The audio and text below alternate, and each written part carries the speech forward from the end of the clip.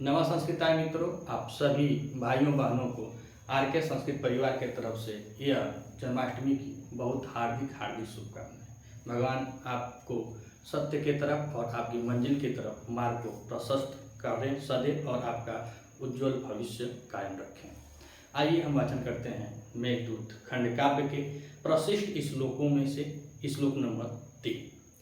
पिछले श्लोक में हम लोगों ने देखा कि यक्ष बता रहा है, यक्ष क्या अब मेघ ही वहाँ पे बताया गया कि मेघ जब गया तो उस संदेशों को कहना शुरू किया। पहले श्लोक में बताया कि वह बताए हुए चिन्हों के द्वारा उसके घर को पहचान देता है। उसका आभा मलिन जो उसका भवन है उसमें जाकर देखता है तो जैसे यक्ष बताया था कि मेरे विरह में मेरी कांता या मेरी भर्या की क्या दशा होगी, सेम वही चीज वह देखता है कि उसकी कांता उसकी भर्या अर्थात यक्षिणी जमीन पर लेटी हुई विरह दशा में उसको दिखाई देती है। फिर दूसरे श्लोक में बतलाया कि जब वह गया तो वहाँ पर जा करके वह उसको अब संदेश दिया, जो संदेश बड़े प्रयत्न के साथ यक्ष ने एक एक कड़ी को जोड़ करके एक वाक्य के माध्यम से पूरे संदेश को बताया। उस संदेश को कहता है, जब कहता है संदेश को तो अब इस तीसरे श्लोक में बताया गया कि जब यह मेघ उस संदेश को कहता है तो वह उसके प्राणों की रक्षा करता है। किसके? यक्षिणी के। हम लोगों ने उत्तर मेघ में पढ़ा कि बता रहा था यक्ष कि तुम संदेशा ले जाना तो मेरी भार्या के प्राणों की रक्षा तो हो जाएगी, लेकिन उसका भी संदेश लेकर मेरे पास आना, क्योंकि मेरे भी प्राणों की रक्षा करनी है। तो वह संदेश देता है और इस प्रक्षिप्त के श्लोक में श्लोक नंबर 3 में यह बताया गया है कि वह संदेश को बताता है और संदेश को बताने के बाद उसकी यक्षिणी यक्षवध्वा के प्राणों की रक्षा करता है। और रक्षा करने के बाद जैसे ही यक्षिणी अपने प्रिय या अपने स्वामी, अपने पति या अपने भर्तु स्वामी की बातों को या उसके द्वारा भेजे गए संदेशों को सुनती है तो प्रसन्नचित हृदय वाली हो जाती है। और नीचे कवि ने बड़ा सुंदर लिखा है कि किसी भी उत्तम व्यक्ति से, किसी भी श्रेष्ठ व्यक्ति से अगर आप किसी भी प्रकार की याचना करते हैं तो वह सफल जरूर होती है। तो आइए मंदाक्रांता छंद में हम वाचन करते हैं महाकवि कालिदास द्वारा विरचित मेघदूत खंड काव्य के प्रक्षिप्त श्लोक नंबर 3 का। तम संदेशम जलधरवरो, तम संदेशम जलधरवरो, दिव्यवाचा चचक्षे, दिव्यवाचा प्राणन्तास्य जनहितरतो, प्राणन्तास्य जनहितरतो, रक्षितुं यक्षवध्वा, रक्षितुं यक्षवध्वा, प्राप्योदन्तं प्रमुदितमना, प्रापोदन्तं प्रमुदितमना, सा अपि तस्वभर्तु, सा अपि तस्थो स्वभर्तु, केशास्याद अभिमतफला, केशास्याद अभिमतफला, प्रार्थनाह्युन्तमेष, प्रार्थनाह्युन्तमेष।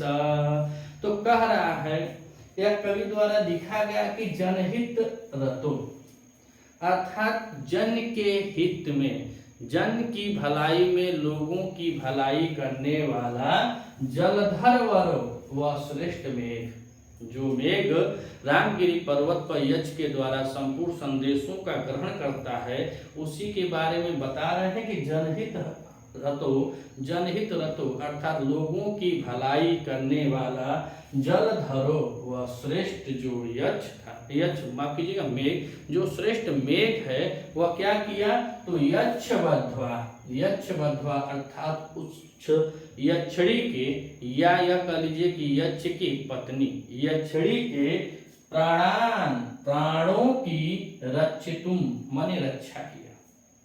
जो लोक कल्याण के लिए जो श्रेष्ठ मेघ है, वह श्रेष्ठ मेघ यक्ष बद्ध्वा यक्षिणी के प्राणान रक्षितुम, प्राणों की रक्षा किया। और कैसे किया?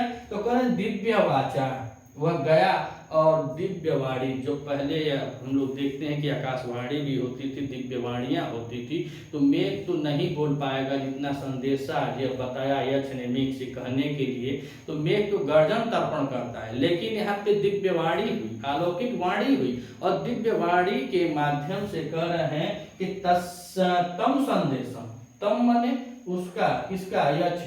यक्ष का संदेश, उस दिव्य वाणी से यक्ष का संदेश, तस्या माने कौन? यक्षिणी, तस्या से किसका बोध हो रहा है? यक्षिणी का।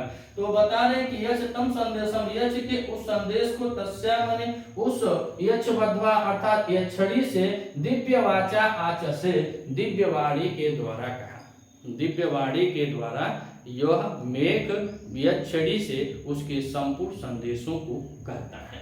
तो कह रहे हैं कि तम संदेशम जलधरवारो, तो वह संदेश कौन का? जलधर मेघ ने कैसे कहा? दिव्य वाच्य मतलब अलौकिक वाणी के द्वारा, और उसके प्राणों की रक्षा की। और किसकी प्राणों की रक्षा? तो यक्ष बद्ध्वा अर्थात यक्षिणी के प्राणों की रक्षा किया। और नीचे कह रहे हैं क्या? प्राप्योदंतम प्रमोदितमाना सा अपीता स्वभर्तु। तो कह रहे हैं प्रमुदित मना, प्रसन्नचित चित्त वाली, कौन? सा अपी, सा माने वह यक्षिणी भी, यक्षिणी के लिए आया है कि वह यक्ष बद्ध्वा जो यक्ष की पत्नी है, सा अपी वह भी, स्वभर्तु अपने स्वामी की, अपने पति की बातों को, कैसे? तो कह रहे हैं उदंत, और उदंत माने होता है संदेश, संदेश या समाचार या कुशल क्षेम जान करके, तो सा अपि वह यक्षिणी भी, स्वभर्तु अपने स्वामी के कुशल क्षेम को, उदंत माने समाचार को, प्राप्य माने पा करके, प्रमुदित तमन, प्रमुदित मना हो गई, अर्थात वह उत्साहित मन वाली अस्थो मने हुई, ऐसी हुई उत्साहित मन वाली हुई। कौन? यक्षिणी, जो अपने पति के संदेशों को पाती है, उसके कुशल क्षेम को जान जाती है कि हम लोगों के ऊपर 12 महीने का विरह है, और 12 महीने का जो श्राप मिला है उसमें से 8 महीना कट गया, और 8 महीने बाद जब वो अपने पति के संदेशों को पाती है, अपने प्रति प्रेम और स्नेह से लबालब युक्त एकदम, तो यह समझ जाइए कि वो बेचारी विह्वल हो जाती है, विह्वल हो जाती है। और यक्षिणी के सामने जब यह मेघ सभी संदेशों को बताता है कि आपका पति सही है, कुशल क्षेम अच्छा है, रामगिरी पर है, सभी वृत्तांतों को जानती है, तो उसका मन गदगद हो जाता है और प्रमुदित मन उत्साहित मन वाली हो जाती है। तो पहली, दूसरी और तीसरी लाइन में मेघ ने उस यक्षिणी अर्थात यक्ष बद्ध्वा के समक्ष उसके सभी संदेशों, उसके सभी वृत्तांतों को बताता है। और नीचे की लाइन में बता रहे हैं कि संस्यादा अभिमत फला प्रार्थना ह्यूम तमेश। तो कह रहे हैं कि ही मतलब क्योंकि, है क्योंकि उनमें, और उन्मेष कहा जाता है बड़े लोगों को, जो सज्जन लोगों को। तो हमारे यहाँ एक कहावत चलती है कि बताते हैं लोग कि सोनारे का कचड़ा बनिया के बादामी से महंगा होना, सोनार का कचड़ा बनिया के बादाम से महंगा होता है। तो वही कह रहे हैं कि ही, क्योंकि उन्मेष, जो सज्जन लोगों की जो संगति होती है, जो बड़े लोगों की संगति होती है, अगर उनसे आपका विचार है, आपका विमर्श है, आपका रहन सहन है, तो अगर उनके बीच में आप बैठे हुए हैं तो फिर भी आपके अंदर श्रेष्ठ, तो आपकी गिनती किस में होगी? श्रेष्ठ में गिनती होगी कि आप श्रेष्ठ हैं। इसीलिए कहा जाता है, तो हम बताए हैं कि सोनार का कचड़ा बनिया के बादामी से महंगा निकाला। तो कहा जाता है कि ही उनमें जो बड़े लोगों के साथ क्या थे? किसान, किसका? कह रहे किसान, जो उन्मेष हैं, जो सक्षम है, जो उत्तम प्रवृत्ति के हैं, जो सज्जन लोग हैं, उनसे कह रहे हैं कि किसान किसका? न माने नहीं, किसका नहीं, बता रहे हैं कि अभिमत फला प्रार्थना, किसकी प्रार्थना अभी तक पूर्ण नहीं हुई है। ऐसे प्रवृत्ति के जो लोग होते हैं, जो सज्जन प्रवृत्ति के होते हैं, जो अच्छे स्वभाव के होते हैं, जिनका विचार अच्छा होता है, अपने से बड़े लोग होते हैं, अगर उनसे हम याचना करते हैं तो कह रहे हैं कि ही उन्मेष, अर्थात क्योंकि जिसकी उन्मेष माने बड़ों के द्वारा, किसान माने किसका, मतलब बड़ों के द्वारा आप प्रार्थना करते हैं, याचना करते हैं, तो ही कह रहे हैं कि क्योंकि बड़ों के द्वारा की गई प्रार्थना किसान न साध मित फला, तो कह रहे हैं कि किसका इच्छा या अभिलाषा पूर्ण नहीं होती है, जिसकी इच्छा अभिलाषा पूर्ण नहीं होती, अर्थात सबकी होती है। जो बड़े सज्जनों के साथ अगर याचना करते हैं तो याचना या उनकी इच्छा अभिलाषा संपूर्ण रूप से पूर्ण होती है। तो आइए एक बार और देखते हैं।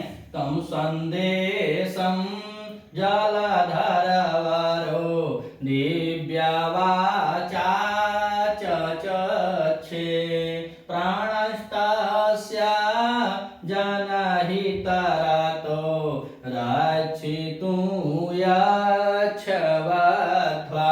तो कहने के जनहित रतो, लोगों की भलाई करने में जलधर वरो जो श्रेष्ठ मेघ था, वह यक्षवध्या अर्थात वह यक्षिणी के या उस यक्ष की पत्नी के प्राणान प्राणों की दिव्य वाचा आछ से, दिव्य वाचा अर्थात दिव्य वाणी या लौकिक वाणी के द्वारा रक्षितुम, उसके जीवन की रक्षा किया, उसके जीवन की रक्षा किया। और कैसे किया, तो कहने के तम संदेशा, उसके अर्थात यक्ष के संदेश को दिव्य वाचा लौकिक वाणी के द्वारा, किससे कहा, तस्य मन उस यक्षिणी से कहा, जो बात थी उसको लौकिक वाणी या दिव्य वाणी के द्वारा यक्ष बद्धवा अर्थात यक्षिणी के समय उसके पति यक्ष का संदेश को कहा। जब संदेश को कह दिया तो संदेश सुनने के बाद प्राप्योदंतम प्रमुदितमाना सापीतस्तु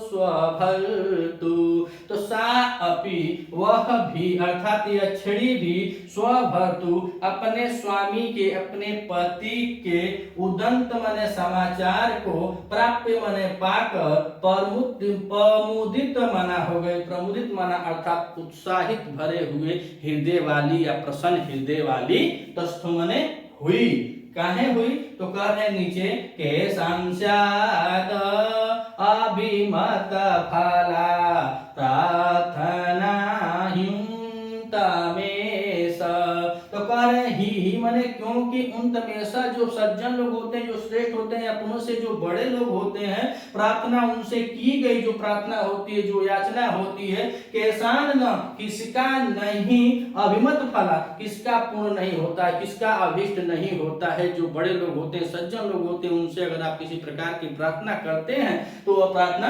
जरूर पूर्ण होती है। तो अभिमत माने फला, अभिमत फला की अभिष्ट चार माने होती है, अर्थात उसकी प्रार्थना जरूर पूरी होती है। जैसे यह पीछे बतलाया कि मैंने आपसे याचना किया था, लेकिन आप मुझसे श्रेष्ठ हैं, मुझसे गलती हो गई है, अपने से छोटे से कहना चाहिए, अपने से अनु से कहना चाहिए, लेकिन हे मित्र तुम बड़े हो और बड़े हो, लेकिन गलती तो हो ही गई है जैसे तैसे, लेकिन आप मेरा एक काम कीजिएगा, वही काम को यह मैं अब यक्षिणी से कहकर उसके संदेश को पूरा करता है। अगर आप चैनल पर नए हैं तो चैनल को लाइक कीजिएगा और सब्सक्राइब कीजिएगा। अगर वीडियो अच्छे लगे तब लाइक कीजिएगा। मिलते हैं अगले वीडियो में, तब तक के लिए नमः संस्कृता।